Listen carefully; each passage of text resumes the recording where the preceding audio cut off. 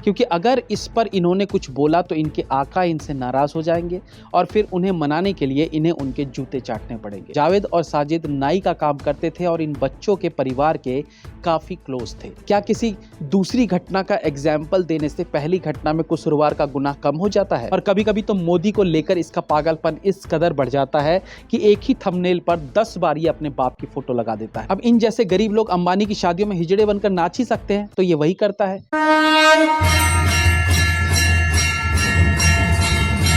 जब रवीश कुमार जैसे पत्रकार, जो एक समय में गरीबों के पत्रकार कहे जाते थे, आम आदमी के पत्रकार कहे जाते थे, वो खुलकर हिंदू विरोधी हो जाए, एक विशेष पार्टी के विरुद्ध उतर आए और कुछ खास पार्टियों की भड़वागिरी करने लग जाएं, तो एक्चुअली दुख होता है। जाति के नाम पर पत्रकारिता करके अपनी पहचान बनाने वाले रवीश कुमार आज अपना यूट्यूब चैनल चलाते हैं और यहाँ भी वो अपनी पत्रकारिता से वही काम कर रहे हैं जो चैनल में रहते कर रहे थे। पिछले दिनों बदायूं में एक ऐसी घटना घटी जिसने सबको दहला के रख दिया। साजिद और जावेद नाम के दो भाइयों ने अपने ही पड़ोस में रहने वाले दो बच्चों 13 साल के आयुष और 6 साल के आहान को धारादार हथियार से काट कर मार डाला। जबकि इन दोनों जानवरों का आयुष के घर रोज उठना बैठना था, आना जाना था।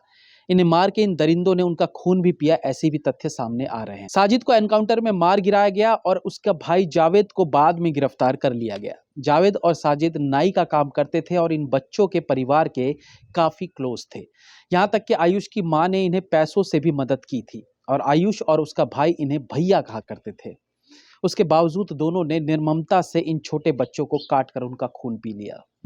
खैर, ये मामला आप सभी को पता ही है, लेकिन हम बात करने वाले हैं उन दो कौड़ी के पत्रकारों के बारे में जिन पर इस घटना से जू भी नहीं रहेगा। उनके लिए ये कोई खबर ही नहीं थी, क्योंकि इसमें आरोपी एक वो थे जिनकी पॉजिटिव खबर चलाकर ही इनका दाना पानी चलता है। उनके खिलाफ कुछ बोल देंगे तो इन्हें पत्रकार कौन कहेगा। यही घिनौना चेहरा है रवीश कुमार का। खुद को न्यूट्रल पत्रकार और बाकी सब पत्रकारों को गोदी मीडिया कहने वाले रवीश कुमार की वीडियो पर नजर डालें तो 2 सप्ताह पहले ही पुलिस अफसर द्वारा सड़क पर नमाज पढ़ रहे लोगों को लात मारने वाली घटना पर वीडियो इन्होंने बनाई। व्यूज कितने थे? 52 लाख।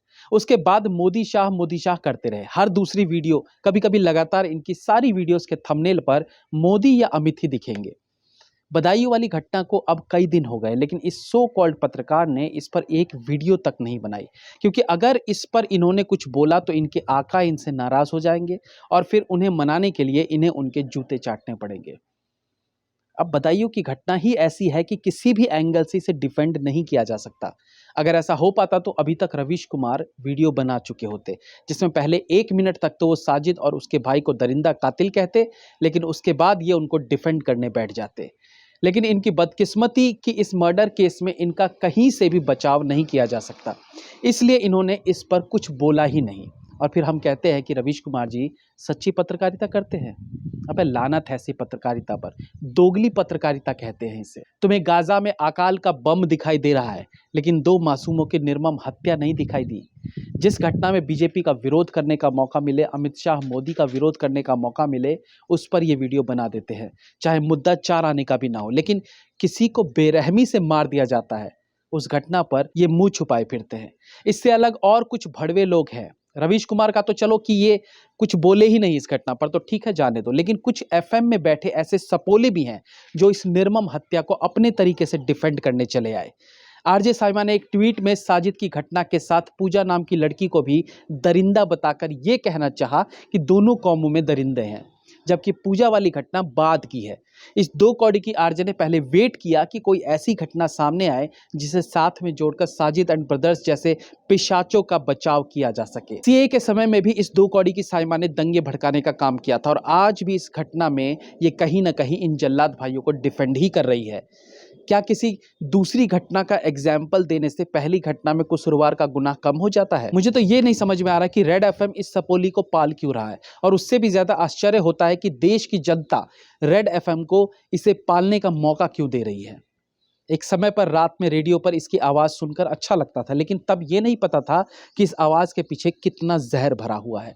ये 2 कौड़ी की आरजे हिंदुओं से इतनी नफरत करती है। मुझे कहते हुए अच्छा नहीं लग रहा है कि इसका बॉयकॉट किया जाना चाहिए, क्योंकि जितनी नफरत इसने हिंदुओं के प्रति अब तक दिखाई है, उस हिसाब से तो अब तक इसका बॉयकॉट करके इसे आरजे के पद से निकाल दिया जाना चाहिए था। लेकिन ये आज भी जहर उगल रही है वहीं पर बैठकर। इसके बाद एक और खुद को देशभक्त कहने वाला लौंडा है आकाश बनर्जी, जो रवीश कुमार का चेला काइंड ऑफ है। अपने गुरु की तरह अमित शाह और मोदी को थंबनेल पर लगाए बिना इसके दिन की शुरुआत नहीं होती। और कभी कभी तो मोदी को लेकर इसका पागलपन इस कदर बढ़ जाता है कि एक ही थंबनेल पर 10 बार ये अपने बाप की फोटो लगा देता है। लेकिन बदायूं कांड पर यह सपोला भी अपने बिल से बाहर नहीं निकला, कुंडली मारकर अंदर बैठा था और एक शब्द भी, एक वीडियो तक इस विषय पर नहीं बनाई।